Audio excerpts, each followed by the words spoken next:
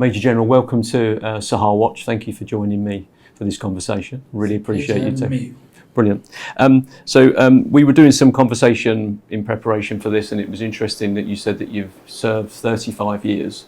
And of course, that's 1990 that you joined the Nigerian Army, and that was the year that I left the British Army. And the world was very different back then for us. It was a very Cold War, Third World War probably, very driven by America and Russia, very polarised. What do you remember about when you first joined the Nigerian Army and what you thought that maybe you would be getting involved in the length of your career? You're very correct that I actually joined the Army in 1987 and I retired about 2 years ago after 35 years. At the time I joined, you're very correct that at that time the world was polarized into two. There is the Cold War, which was actually confrontation without actual fighting. That is an exchange of ideas between the US and Russia as of that time. Then I could remember as a young officer I was around when the Gulf War started, and I could see the time the Americans went into Iraq, and I knew how it all happened.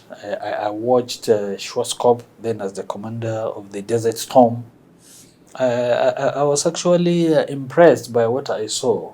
That, however, at the time I joined the army, I was of the belief that after the Second World War, which had ended, there was a belief that that could be the last war that could, because when people saw the level of destruction, the level of killings that had happened, so many pundits were of the view that, looking at the fact that the world is now more modernized, more developed, and not only that, there is an instrument, that is the United Nations, which has come together.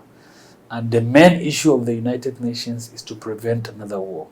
Because before the United Nations, there was the League of Nations. And that was why it was changed to United Nations, because the League of Nations failed to prevent. The League of Nations was born after the First World War. So that is the beginning. And I was thinking that, okay, the world is going to be more peaceful. However, I knew as I joined the army that I was prepared to defend my country, to fight for my country. And so many things shaped my thinking. And I could tell you that initially when I joined in, I remembered beside, because at that time also there was the Iran-Iraq war, which I followed keenly with interest, and I saw the level of destruction, the level of damages, and I could see at that time, and that was the first time I could see that a war in one area can have a reverberating effect in other places. Because that's perfect. That's actually segues nicely into my next question, because the reason I mentioned you starting around the time of the Cold War, obviously we've got the Gulf War, we've got sort of the Iran-Iraq war that was on, we've then got sort of Russia in Afghanistan, then we go forward to the Second Gulf War, and then that leading through to the impact of Russia, the demise of the USSR. We're then into the 2000s, we're into 9/11, all of the things that led then to invasions of Iraq, Afghanistan, and again those reverberations, even through to 2011 with Gaddafi. As someone sitting in Nigeria, they could look quite disconnected and somewhere else, whereas in the military you're seeing this impact of people, as you said, small arms as well, coming from Libya and stuff. So are you and your colleagues at this time aware of a changing situation in places like the Sahel with people moving and bits and pieces? You're very correct that you can never be in the military without looking at the socio-political situation in your country, because this is what shapes how society is governed, and this is what shapes what leads to crisis. Because most of the crises that erupts in so many parts of the world could be as a result of things like as small as a change in policy. We have seen what has happened during the Arab Spring, where the issue of bread led to a crisis, and that crisis reverberated and actually, in fact, engulfed so many countries. That is how crisis is. So we in the military, I can tell you that throughout my career, especially when I begin to climb up the ladder, we have actually always been looking at things and analyzing them and see what impact will that have in our training, in our equipment. Because I can tell you that, like for instance, we in Nigeria, what people don't know is that Nigeria as a country was a British colony, but all our neighbors were colonized by France. So we're surrounded entirely by French-speaking countries. And we all know that after our independence in 1960, the British, after some times, had little or no influence on how we govern our countries, which is not similar to what happens in countries that were colonized by the French. All the French-speaking countries, as of before now, were using the French franc. And not only that, it's France that was printing their money. France had military bases in their country. So based on that, you could see that that shaped our thinking. We're thinking, in case now, if there is a crisis between Nigeria and a French-speaking country, what happens? Because that means we're not going to fight that country, we're going to fight France. Because I could remember during my service, we had issue with Cameroon in Bakassi. Bakassi, if you could know, Bakassi was actually initially part of Nigeria, but at the stage gave it out to Cameroon, and after some times it became an issue, which even led to several skirmishes between Nigeria and Cameroon. And I could remember some of my colleagues went to that operation. There is interconnection. There is a lot of collaboration, cooperation, and synergy between the French-speaking countries and with even their own former colonial masters. So as a military officer, this is why you have to be very vast. You have to study situations. You have to look at how situations develop. And after situations develop, you have to see where is it leading to. This is some of the things. This is why as a military officer, you must have an analytical mind. You must be able to see, because every crisis that you see must have started from somewhere. And it starts from somewhere and it grows before it gets engulfed. So I've got two questions now for you. When I was here in August and witnessed the African Chiefs of Defence summit that took place at the Transcorp Hotel, and of course what you've got in West Africa is you've had 3 military coups recently, like I said, the sort of expulsion of France, the expulsion of basically many outsiders, the growing influence of Russia with its mercenary Africa Corps, the Chinese somewhere in the background looking to influence things. Take us into a meeting today of your former colleagues at sort of your level, Major General, brigade headquarters, looking to plan things, whereby you're starting to think to yourself, well, the news recently is that the Islamic insurgency is now knocking at the gates of Bamako in Mali. And this is, the first major capital with a state that could fall, not to maybe a sort of criminal enterprise, but actually an Islamic insurgency, which is kind of starting to mirror Iraq and Syria, but they only control territory there. What you're talking about here is actually them being able to take over a country. How would they be reacting to that? Do you think it's more your plans are already there? Is it just kind of monitoring the situation? Because those kind of things, they have an impact, don't they, on people thinking, well, actually they're gaining some ground. Maybe my banditry in the north of Nigeria now means that I could go off and join the insurgency and bring that home and destabilise a system that's never really cared about me, which is why I became a bandit. You're very correct that it's very disturbing that now no nation lives in isolation. Whatever happens in another nation inadvertently spills over to its neighbors. So the growing insecurity in Mali is very disturbing, and it's given us a lot of reason for us to be concerned. And I can tell you, as we have said, that even when I was in service, these are some issues that we have that we actually look at, because we look at the political, the economic and security situations beyond our own borders, and we try to analyze and see in what way can that affect our training, our equipment, and our own plans for defenses and what have you.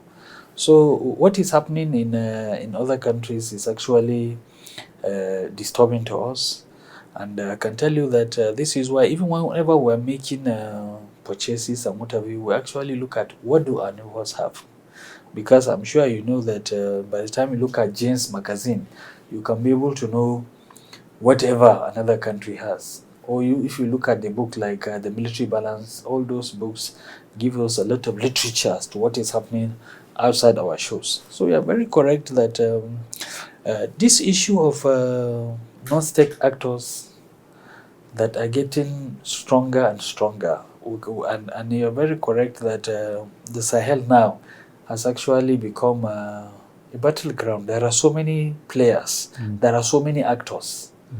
France is still there, even if it is expelled. US is still there. Russia is there. China is there.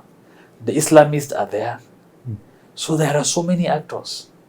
And what is happening is something that is very disturbing. We don't know where it's going to stay. And it's also hard to know what's happening in these ungoverned spaces, isn't it? Where, because there's no rule of law as such, it's very difficult to find out what's going on. And I think, you know, something like the Mali situation, if Mali was to fall, then I think we're getting into an area where, since you've retired, you've started to, you know, be involved in internally displaced people and stuff. So for me, I was very fascinated to hear you talking recently about, you know, Nigeria's borders with Cameroon, Benin, Chad, and obviously Niger, the northern border, not too far away from Kitsana, and just north of Kaduna and just north of Abuja, so we're not that far away, that is suddenly impacted by things like, you know, desertification, climate change, that has an impact on weapons, that has an impact on people, and then people being displaced from conflicts that are taking place, whether it's Islamic insurgency or war or banditry. Suddenly what happens is your extensive border is actually quite porous and stuff. So do you think more could be done to use technology like drone technology to help monitor that situation, or do you think it's going to have to be a physical feature like the berm in Western Sahara, or does it have to be like a physical wall or a fence, which obviously wasn't very successful with Israel and Palestine? But you're starting to think about, every time someone thinks they've got a solution, there's always a way through it. So how do your colleagues approach those kind of scenarios? You're correct that it's very disturbing. I could remember even recently the Chief of Defense Staff stated that Nigeria should think of constructing a wall. But to me, constructing a wall, as you have said, is capital expensive. Not only that, people can scale it. People can break it. So the key thing is that what we need is actually to make use of technology. Besides drones, we should have surveillance equipment. We should be able to also do so many things that we can be able to keep our borders safe. Because I can tell you that some of these ungoverned spaces are actually the markets where weapons exchange hands. Because nobody is there. There is no government presence. So this is why I am of the view that the government should actually have to beam its searchlight in those places and try to make efforts to develop them. Then those areas in the borders, we all know the crossing points. So those crossing points that are not being manned, we should be able to make sure that they cannot be used by maybe creating ditches, making them unpassable. There are so many other techniques that can be used, but the key aspect is that right now, I don't believe in physical security. What I believe is technology. Let's embrace the use of technology. We should be able to get drones, we should be able to get satellites that should have a 24-hour surveillance of those places. And we should be able to have monitors where we can be able to monitor, see what is happening, and then we should have some drones or helicopters so that whenever we see some undesirable elements doing things that are inimical to our security and our well-being, we should be able to strike and act.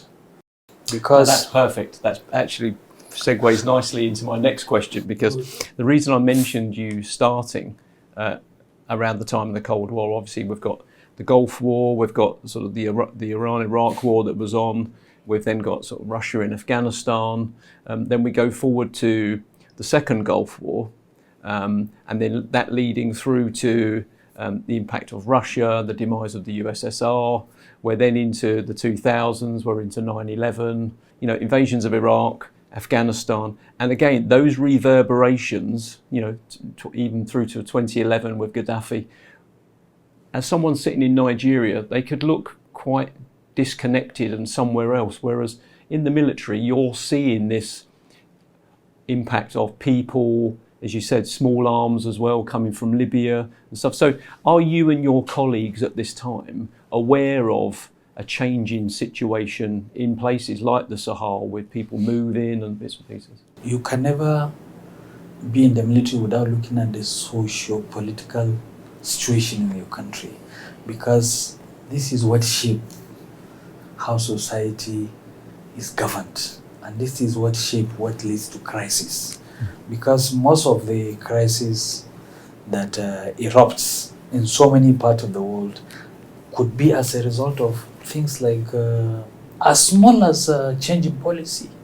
We have seen what has happened during the Arab Spring, where the issue of bread led to a crisis, and that crisis reverberated and actually, in fact, engulfed so many countries. That is how crisis is. So we in the military, I can tell you that throughout my career, especially when I begin to climb up the ladder, we have actually always been looking at things and analyzing them and see what impact will that have in our training, in our equipment. Because I can tell you that, like for instance, we in Nigeria as a country was a British colony, but all our neighbors were colonized by France. So we're surrounded entirely by French-speaking countries. And we all know that after our independence in 1960, the British, after some times, had little or no influence on how we govern our countries, which is not similar to what happens in countries that were colonized by the French. All the French-speaking countries before now were using the French franc. And not only that, it's France that was printing their money. France had military bases in their country. So based on that, you could see that shaped our thinking. We're thinking, in case now, if there is a crisis between Nigeria and a French-speaking country, what happens? Because that means we're not going to fight that country, we're going to fight France. Because I could remember during my service, we had issue with Cameroon in Bakassi. Bakassi was actually initially part of Nigeria, but at the stage, Nigeria gave it out to Cameroon, and after some time it became an issue, which even led to several skirmishes between Nigeria and Cameroon. And I could remember some of my colleagues went to that operation, and we could see that there is interconnection.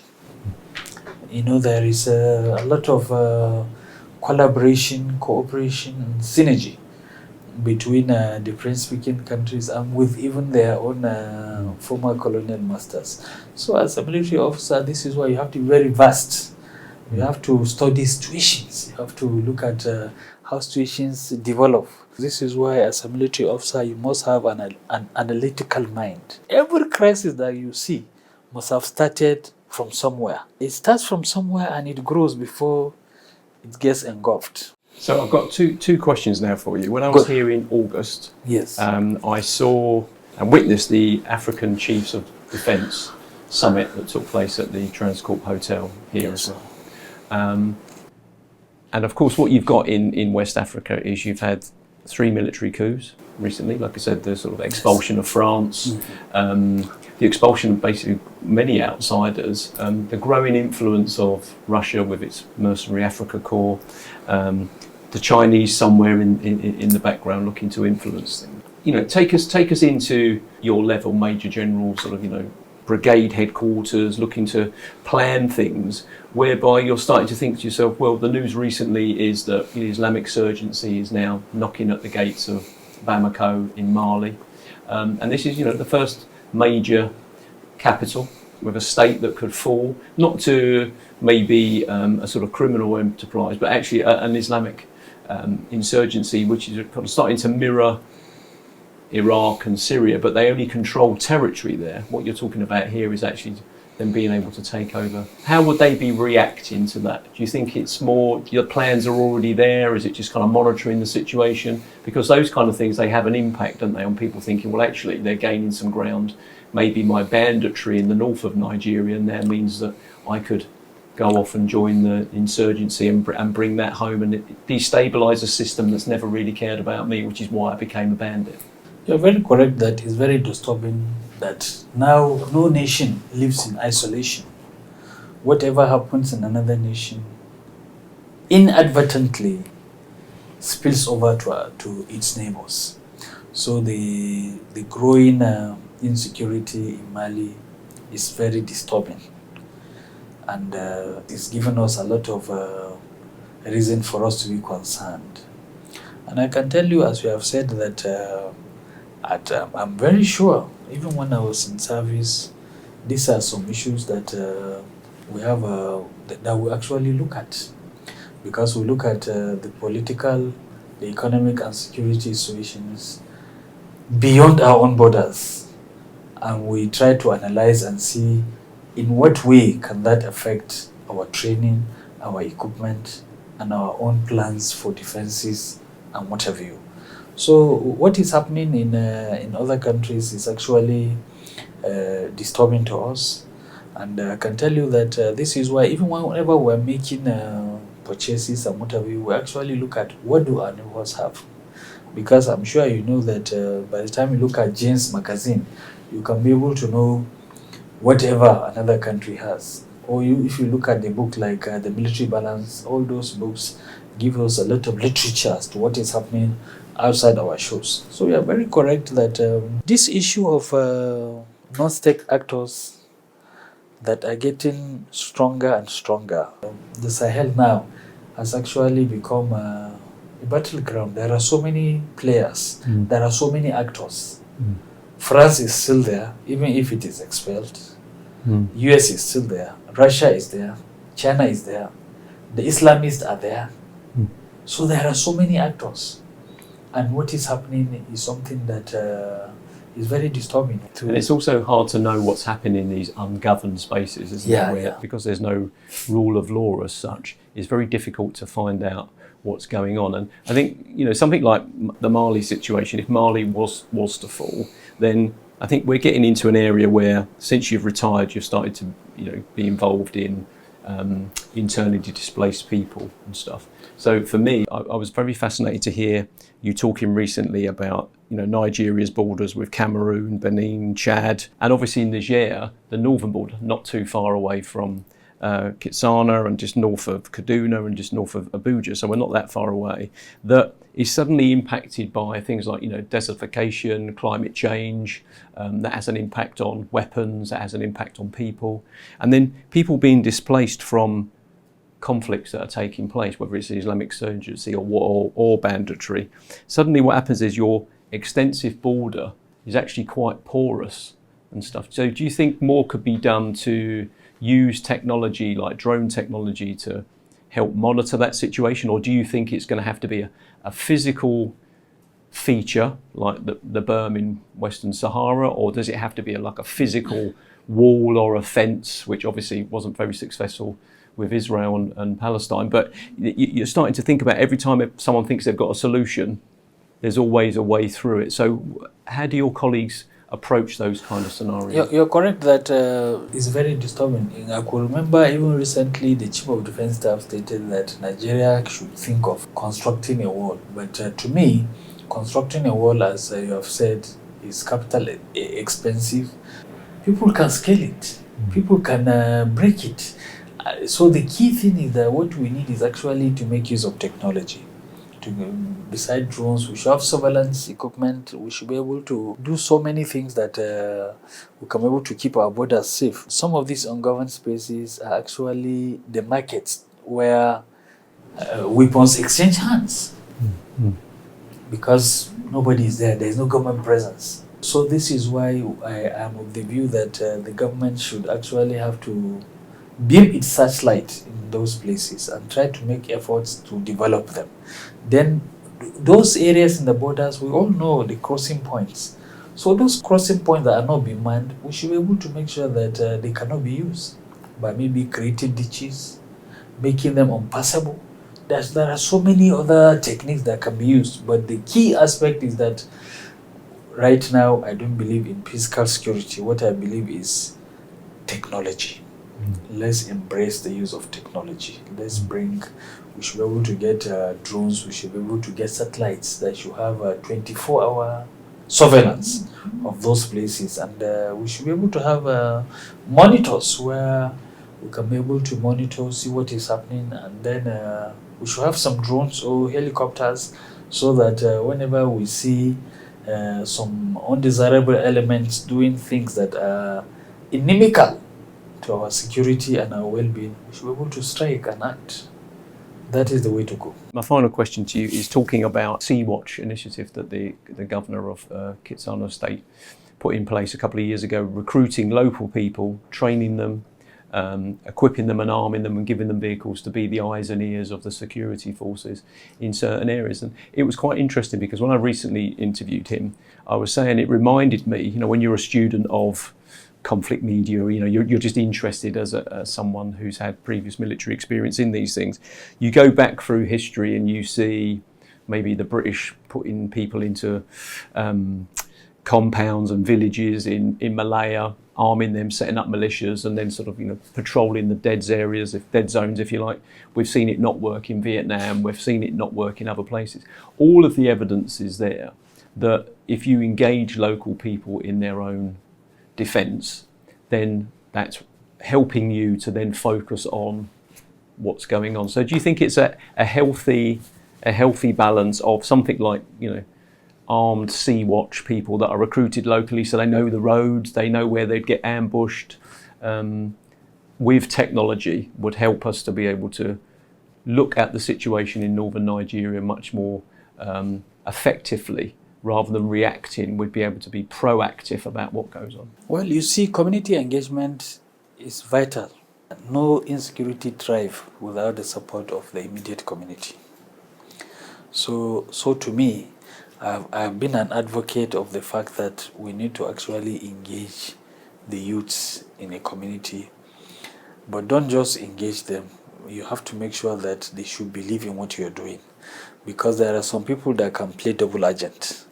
They can be agent for the security forces and be agent for the insurgents. So what we need to do is we should be very careful. We should select carefully. We should be able to make sure that they are well trained. Not only are they well trained, they should be able to believe in the fact that they are working for their own community. They should see how dangerous the actions of insurgents, how bad it is to them. I used to tell people that I remembered there was a time I was in Maiduguri and I had the chance to discuss with some people. I did a small table for them and I asked them, who constructed road for you? Government. Who did school for you? Government. Who did hospital for you? Government. Who gave you a police station, an army, and what have you? I gave them a whole list of what the government does for them. So I now asked them, okay, what does Boko Haram do for you? All what they do for you is they bring IED, they kidnap your woman, they kill you, they prevent you from farming. So it's all negatives. So these are some of the ways in which you can drive your points. You show them the good that the government is doing and the bad that the insurgents or the bandits are doing. And I could see at that time that all of them, they begin to start thinking, that it is true that this one cannot be my friend. Somebody who is, all what he does is get an IED for you. He kidnaps you, he kills you, he stops you from farming, he stops you from going to the market, he attacks you indiscriminately, and because of him you cannot go out, cannot be your friend. Whereas whatever the government does for you is good for you. They give you road, they give you hospital, they give you school, they give you a court, they employ an army, they employ police, they employ judges, they pay salaries, they do this. All government, so many people are working in government, and they bring people to facilitate for you to do farming. So by the time you do such kind of engagement with those communities, I can tell you that you can have combats. People who will believe that this kind of insurgency and banditry are not what we like in our community. And if you do such things, it will reduce those who actually will be supporting the bandits and insurgents, and it will actually increase those who will be for peace. And that is the way to go. Major General Mohammed, thank you very much for taking the time to speak to us. And I look forward to welcoming you back in the future on Sahel Watch to be one of our guests, with drawing more on your experience as well across 35 years of dealing with some of these things, and obviously your very up-to-date security-focused view on what we can look at. Thank you very much. I appreciate being with you. I'm so delighted being here, and I look forward to a deeper, better collaboration between me and whatever you're doing in this country. I can tell you that I'm open to be of help and assistance at any time. You can call me, I'll be there, because I'm so disturbed about what is happening here, and I want to see anything I can do to assist, to make sure that we bring an end to what is happening in Nigeria and in the northern part of the country. Thank you. Lovely. Thank you very much for taking the time to speak to me. Yeah.